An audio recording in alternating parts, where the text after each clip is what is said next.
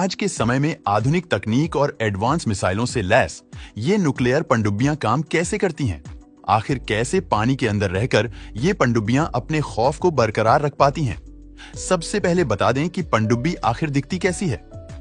पनडुब्बी का आकार कुछ इस तरह का होता है। इसकी सतह एकदम चिकनी होती है और ये पनडुब्बी के इस तरह के आकार का ही कमाल है। ये समुद्र के अंदर पानी में इतनी तेज रफ्तार से चल पाती है। देखिए, जो पनडुब्बियां होती है ना, इनके अंदर दो प्रकार के हल मौजूद होते हैं। इन्हें हम प्रेशर हल और आउटर हल के नाम से जानते हैं। अब यहाँ पर जो ये प्रेशर हल होता है ना, वो मोटी है, स्ट्रेंथ स्टील की मदद से बना होता है और साथ ही ये वाटर टाइट ब्लॉक हेड के साथ कई हिस्सों में डिवाइडेड रहता है। इसी प्रेशर हल के अंदर काफी कुछ चीजें मौजूद होती है, जिसमें communication room, control room, weapons रखने की जगह, किचन से लेकर कई तरह की चीजें रहती हैं। प्रेशर हल जो है स्ट्रेंथ मेटल की मदद से बना होता है। ये पनडुब्बी को समुद्र की गहराई में प्रेशर झेलने में मदद करती है। यहाँ पर आपको जानना होगा कि प्रेशर हल आउटर हल के अंदर होता है और ये प्रेशर टाइट नहीं होता, क्योंकि समुद्र की गहराई में आउटर और इनर दोनों तरफ एक ही तरह का प्रेशर मेंटेन रहता है। आप अगर पनडुब्बी के बाहरी हिस्से पर नजर डालेंगे ना, तो यहाँ पर आपको एक ढांचा नजर आएगा। यहाँ पर कम्युनिकेशन सेंसर के अलावा एक पेरिस्कोप भी लगा होता है।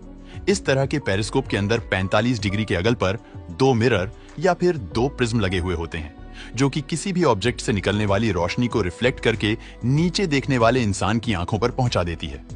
इस पेरिस्कोप के इस्तेमाल से ही पनडुब्बी के अंदर बैठा इंसान पनडुब्बी के ऊपर यानी कि पानी के ऊपर हो रहे मूवमेंट्स पर निगरानी रख सकता है।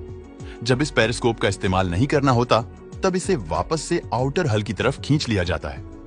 पेरिस्कोप का इस्तेमाल काफी सोच समझकर करना पड़ता है, क्योंकि जैसे ही यह पेरिस्कोप समुद्र की सतह पर पहुंचता है ना, तब इसकी वजह से लहरें पैदा होना शुरू हो जाती है और ऐसे में दुश्मन की नजर इस पेरिस्कोप पर पड़ सकती है और या तो रेडार के जरिए भी इसे आसानी से डिटेक्ट किया जा सकता है।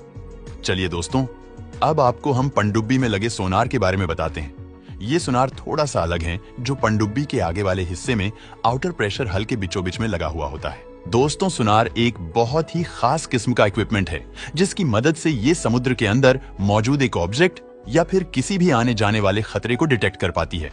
इसके काम करने का तरीका भी काफी खास है।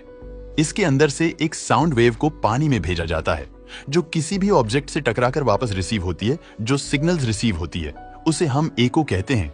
इसी एको से पता लगता है कि सामने आने वाला ऑब्जेक्ट कितनी दूरी पर है। दोस्तों, ये जो टोर्पीडो ट्यूब है, इसकी मदद से टोर्पीडो को पानी में छोड़ा जाता है। इन टोर्पीडो को प्रेशर हल के अगले हिस्से में रखा जाता है। अगर आप इस प्रेशर हल के बीचों बीच वाले हिस्से पर हथियारों को कंट्रोल करने के लिए कंट्रोल सिस्टम मौजूद होता है और पनडुब्बी के हर एक फंक्शन को यहीं से कंट्रोल किया जाता है। यहाँ से पनडुब्बी के नेविगेशन से लेकर टोर्पीडो को लॉन्च करने की कमांड तक दिए जाते हैं। यहाँ पर weapon firing system, steering control system, diving and surface system और मशीनरी कंट्रोल और मॉनिटरिंग पैनल भी मौजूद होता है। इसके अलावा पनडुब्बी में काम करने वाले लोगों के रहने से लेकर किचन वगैरह सब कुछ प्रेशर हल के इसी वाले हिस्से में मौजूद होता है। दोस्तों, यहाँ पर आपको मिसाइल ट्यूब भी मौजूद मिलेंगे, जहाँ से पनडुब्बी के अंदर से मिसाइलों को लॉन्च किया जाता है और इसी के पीछे सहायक उपकरण कंपार्टमेंट भी मौजूद होता। आज के जमाने में न्यूक्लियर सबमरीन भी बन चुकी है और जो न्यूक्लियर सबमरीन्स होती है, उनमें न्यूक्लियर रिएक्टर आपको इसी कंपार्टमेंट के पीछे ही मौजूद मिलेगा। आपको हम बता दें कि इसी रिएक्टर की मदद से पनडुब्बी के लिए ऊर्जा तैयार करी जाती है और यहाँ पर न्यूक्लियर फ्यूजन तकनीक का इस्तेमाल किया जाता है। इसके पीछे आपको इंजन कंपार्टमेंट भी मिलेगा, जहाँ पर टरबाइन वगैरह मौजूद होता है। इसके अलावा यहाँ पर गेयर बॉक्स से लेकर जनरेटर भी मौजूद रहता है और यहाँ पर बिल्कुल लास्ट में आपको ये प्रोपेलर मिलेगा, जिसकी मदद से सबमरीन को आगे की तरफ बढ़ाया जाता है।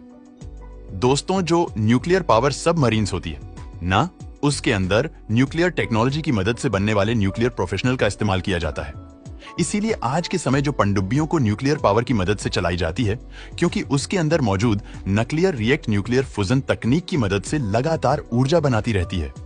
यह कहना बिल्कुल भी गलत नहीं होगा कि आने वाले समय में ये न्यूक्लियर पनडुब्बियों एक गेम चेंजर साबित होने वाली है। दोस्तों, वीडियो पसंद आता है तो लाइक और शेयर करें।